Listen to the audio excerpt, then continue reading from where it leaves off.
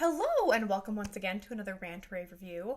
Today I will be raving about Andor. Star Wars, Disney Star Wars. I know, it's crazy. It was excellent. So, it's a prequel to Rogue One, which of course is a prequel to New Hope. And that whole fitting into the saga is part of what makes it excellent. Because unlike the sequel trilogy and some of the shows that take place after the original trilogy that just kind of noodle around and don't really have any endpoint and don't really know what they're doing. Literally, the sequel trilogy, they didn't even know from one film to the next what they would be doing. Insane. Andor is we have a beginning, we have an end. Whatever we do in our show has to fit into the first scene of Rogue One. It's amazing. It has telos, a purpose. Last time I talked about anthropology, this time I'm talking about telos, which is a philosophical idea that certain things have a purpose and a meaning and a reason for being. So real easy example would be an eye. An eye has a telos of sight. That is the reason it exists in your body. That is what it is for. It is to see. And in Andor, obviously the whole show is to basically show how Cassian Andor became a rebel, joined the rebels, and ends up where he begins in Rogue One. But it's also to show the workings and the intrigue and the politics involved between the beginnings of the rebellion and the overarchingness of the Empire. And it, unlike the sequel trilogy that makes the Empire look like, not the Empire, the New Order, whatever, same thing, that makes them look like idiots and not threatening at all. Andor is no, we're gonna have really smart villains because it's really interesting. It is very cat and mouse. The entire thing. There's a scene, not even a scene, it's an entire episode in the second arc that is edge of your seat. You're just what are they gonna do? Who's gonna do what? When? Intense. So you have Cassian Andor, who starts out as a criminal. Stuff happens, he has to flee and be in hiding, and he gets involved with the rebellion. Specifically, a person named Luthen, who is an art dealer by day and a rebel, mastermind by night, and is absolutely willing to do anything, no matter how dirty, in order to help the rebellion. And he's fascinating. And he has a sidekick, a woman who works with him. He actually has a lot of different agents, and it's fascinating. And then we also have Mon Mothma, the senator, and it kind of shows how she, in the beginning, she's just a senator, and she's kind of funneling some money to, groups who are anti-empire, and she slowly has to get more involved, and then eventually, she has to speak out because of what the Empire is doing is so crazy.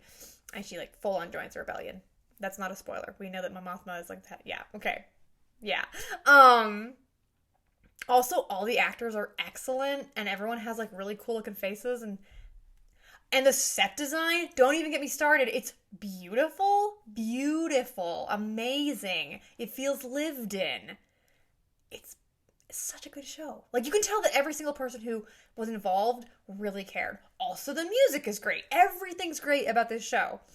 Also, the antagonists. So the antagonists in this iteration of Star Wars, obviously the Empire, but specifically the ISB, which is the Imperial something Bureau? I don't remember what it stands for. They're space cops. They're essentially the police part of the Empire. They have some stormtroopers working with them, but they're more intelligence. And so you have some people who don't care. In the beginning, a random ISB officer gets killed by accident, and his, senior officer's whatever. I mean, he was in the wrong place at the wrong time. Let's just, put a band-aid on it. No one cares. And this other little officer is no, what about law and order? He's a citizen of the Empire. His name is Cyril, and he's obsessed with law and order. And he's the Javert to Cassian's Jean Valjean. Yeah, it's completely unrequited rivalry. I don't think that Cassian knows who this guy is. But he basically is... Cyril very much like kind of going overboard to track down this person who killed this guy sets a lot of things in motion. So there's him, and he is very much a true believer, absolutely believes the Empire's in the right, law and order, yeah.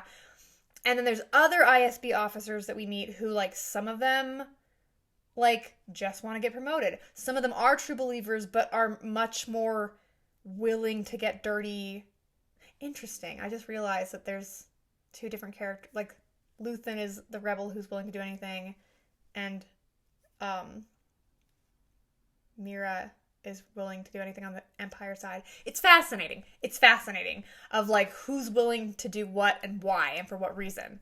And it's very cat and mouse. Every single thing in this show is like, if the Empire does this, well, the rebels will do that. Well, the Empire will find out, and the rebels will...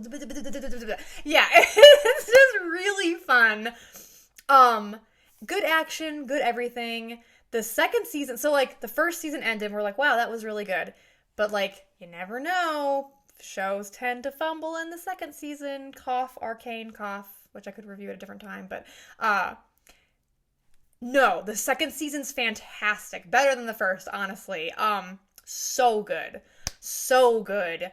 Up to and including, there's a certain character that died in a certain way where I feel like if it was not as well written, if that character was not as well written and the rest of the factions and characters around him had not been as well written, I probably would have flipped a table.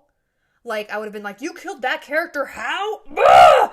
But I was like, thinking about it, I was like, no, like, that is the only end that would have been satisfying for that character. Because anything, like, if it's a knife edge of, like, if you try to redeem them, it's, like, too schmaltzy, or it wouldn't make sense, and if you try to, like, not, then it's, like, depressing as all, but it's like, no, knife edge, and they've pulled it off. It was amazing. And, like, the ending scene is super good. Characters end how they should end, let's just put it that way, whether they die or whether they live.